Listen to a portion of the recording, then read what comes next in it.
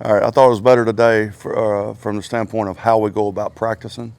We still got, it's the second day, so we still got a lot of work to do on a day in, day out basis, drill to drill basis, play to play basis. But I thought we practiced better from the standpoint of getting to drill and our tempo during practice and the ability to take care of each other during practice, which we have to do to continue to get better during the season. With that, any questions? What did you think of Greedy Williams' interception at the end of practice? I thought it was a good play. I think we need to learn what we're going to do with the ball after we make an interception. It seemed like you were getting after the defense a little bit during one of those periods. Well, we've got to defend every blade of grass. But again, it's the second day of practice, so we will learn that. We will learn how to practice. We will learn how to play. But yeah, just because they're in the red zone doesn't mean they have to score. And I think everybody on that side of the ball understands that. Hey, Freddie, this is a question about the kicking job and the holding job. Is it difficult to learn how to hold the ball on place kicks, and what really goes into that job? I think there's definitely a technique to holding, just like everything else in football. You don't want to be kicking the laces. Sometimes a good snapper, you don't have to worry about that. But yeah, there's always little things, little intricacies that those guys are working on. Sometimes they don't get credit for enough of those little things that have a big impact on the game. But they're doing a good job of working on that and keeping their head down and working. Did Jamie Dillon, did he have instructions to work on that in the summer? And is he better at it now than he was in minicamp? He is better at it now than he was in minicamp, and I'm sure that's one thing that he wanted to work on because that was definitely a problem in the spring. How excited are you to get the pads on tomorrow? And do you have anything special because it's the first day you can hit? Yeah, well, that would be giving you an out by not showing up tomorrow if I was going to tell you now. But no, I'm very excited about getting the pads on because the game of football is played with pads. So, we hadn't had the pads on in a long time, and I'm looking forward to it and all the things that brings with it. Freddie, are you watching to see what kind of a leader Mayfield is becoming, or do you already know and you're just watching how he handles each play?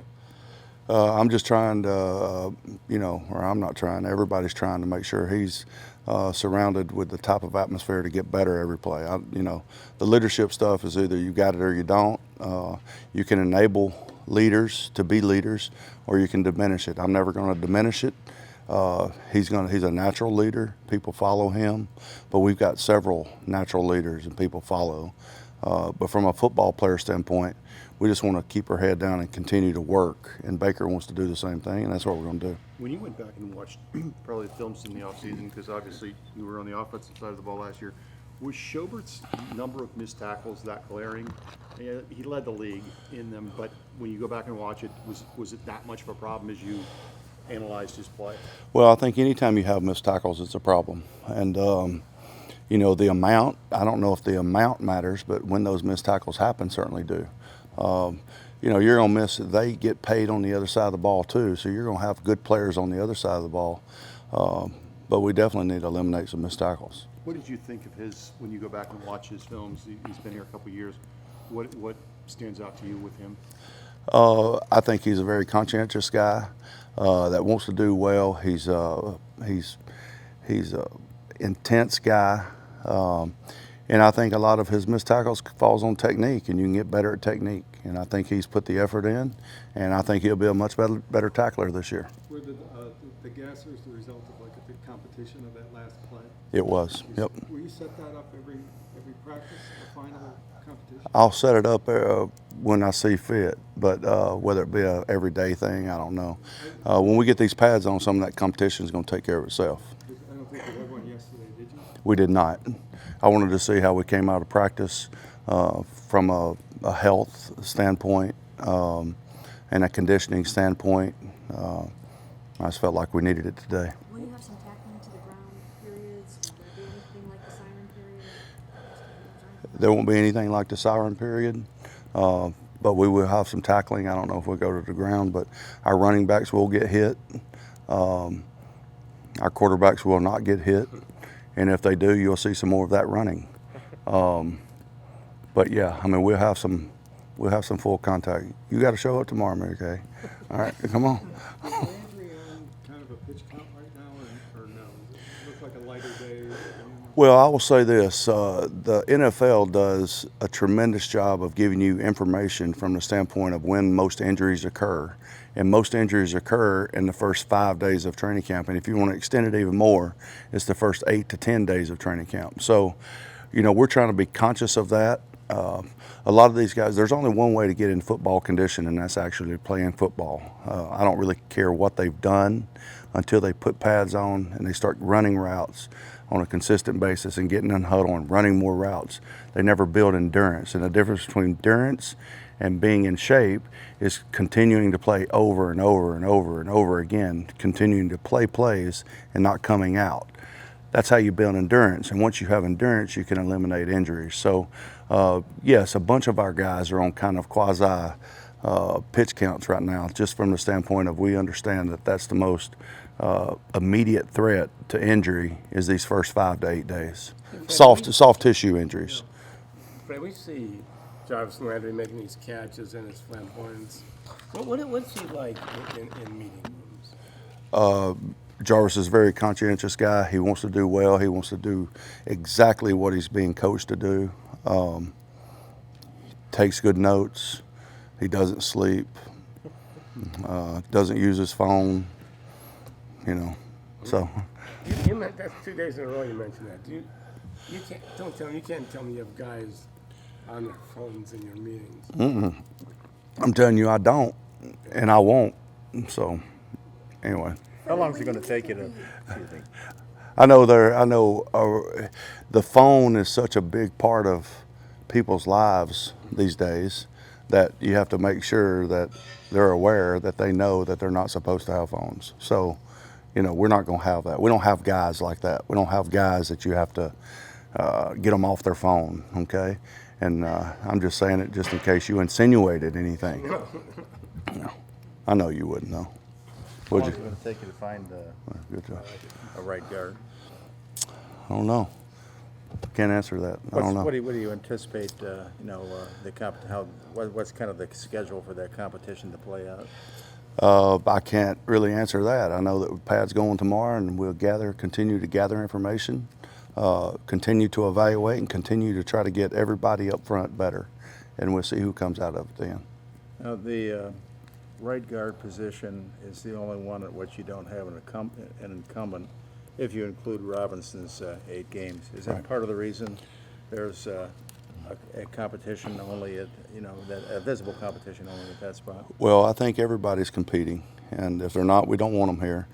But to say something about the latter part of your question, he is an incumbent. I do consider that last 8 games. You can't pick and choose what you use on somebody's resume. That's his resume was the last 8 games. Freddie, That's all we have to go off of right now. when you look at the additions of OV and even Sheldon, how do you hope their strengths kind of complement Miles? I don't know that you want to take the load off Miles at all, but, Right. but how do you see that D-line working where you're getting pressure perhaps from more places? Well, I think it's very critical from the standpoint of you can't double everybody on the line of scrimmage. So the more good players we can have playing at one time on the line of scrimmage is advantageous to us. So whether they're making a play or Miles is making a play because of them, or Miles is just beating a double team, or whatever needs to get done, I know we just have to get to the quarterback, whatever reason, and they increase our chances of that happening. Freddie, we see Higgins out there so much with the ones. What do you like about his game? What has he done to earn that opportunity that you guys are obviously giving him? Again, I like guys that are where they're supposed to be, when they're supposed to be there, and they do what they're supposed to do. And Higgins is a very conscious, I know I'm using this word a lot, but he's a very conscientious guy. I like conscientious guys that want to do things the right way. And he falls into that mode. And usually when the ball's in his direction, he catches the ball. What do you, how do you explain the chemistry, the timing, rhythm that he seemed to develop with Baker going back to last season? It just seems like they're on the same page. Yeah, I think there's definitely something to that. I think because remember this time of last year, that was kind of Baker's #1 guy because that's who he was taking the reps with.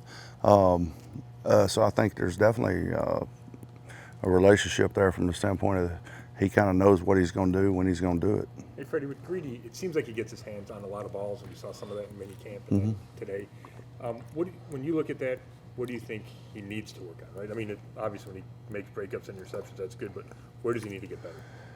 Well, I think he continues to need to get better at everything. I think he is getting his hands on balls, and when you get your hands on balls, sometimes you come up with them, and the more you get them on the ball, the more interceptions you're going to have, the more turnovers you're going to have, the better defense you're going to have. To get the ball to the offense, and the offense is going to be better because they get more opportunities. So, you know, he just needs to keep getting better every day, you know. I don't know if there's any one thing I could point out. It's just he needs to get better. What do you do with the ball? What do you do with the ball after the? He just threw it up. I was being facetious in saying that. He did nothing. Once you in the National Football League, once you have a play out of bounds, you can do anything with the ball you want except for throw it in the stands, and you get fined for that. So I'll let the league take care of that part of it. But if it's in the field of play and it delays the game at all, you're opening yourself up to a penalty, and we're not going to practice penalties. But to his credit, he was out of bounds, so he can do whatever he wants to with it. All the family stuff. So far, in these first 2 days on Baker. Yeah. Now, are you happy the defense is batting balls down, or are you concerned with Baker's game? I'm not concerned about the Baker part, but I am happy that the defense is batting balls down. But sometimes in shorts, you have to deal with that. You know, offensive linemen have to have pads on before they can do anything about keeping hands down. I'm bringing this up only because Tim Couch was here. You guys had an infamous battle back in the day. That he won. Yeah. Yeah, why you want to bring it up then? No, that's why I said I'm hesitant. But I mean, will you talk to him? I mean, obviously, I don't know. You guys probably, I don't know if you've seen him since. Yeah, you know, he was out at training camp last year a couple times, but yeah, I mean, Tim was. I mean, everybody knows here. Tim was a great player, and we did have a battle one time, and he came out on top. I think it ended up in overtime or something, but. Anyways, that's the only thing that matters is that win and loss. All that family stuff that was going on today, was that an extension of, concluding that the team needed more of that than it maybe had last camp? The what part? Everybody hanging out with their kids. Players hang out with their family. Miles hanging out with his dog. Oh no, these guys are, you know, training camp. You've got almost back when I first got into the league in 2006. You really didn't have to. You could still treat it like training camp. So sometimes you try to kind of make it like training camp. All right. In saying all that, I want these guys to. The family's going to always be embraced around here as long as I'm here. Okay, because the sacrifices that you put on your family is tremendous. And sometimes coaches are just lumped into that, but the players are too. They're in training camp. Miles didn't sleep at home last night, so I'm sure his dogs were missing him, all right? Some of the other people's kids didn't sleep at home last night, so I'm sure the kids were missing them. So anytime we want families to come out and see practice. And when they do, they have a little bit of a break between the practice and when we pick meetings back up, and they can spend time with their families, you know? Does Ratley have anything to keep him out for a while, or are you expecting that quickly? I don't know.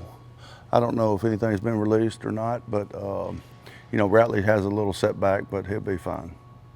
We saw on Taki these first 2 days get under some skin. Yeah. You like that, or a little too early for that? I don't like it when we're in shorts, and Taki's got to learn how to practice, and he will. He did better today. He was one of the guys I was talking about was much better today. We had several guys that were on the fringe of like not taking care of each other and understanding that we're in shorts. So, you know, all that stuff's good until you get somebody hurt. And I don't want to get people hurt when we're in shorts. You got daughters when you that little girl in the pink car. Excuse me? You can tell you have daughters with that little girl in the pink car. Oh, really? She was honking that horn like crazy after you walked away. Oh, was she? Yeah. Well, she didn't do it for me. Yeah. She needs to pick up the pace a little bit. Yeah.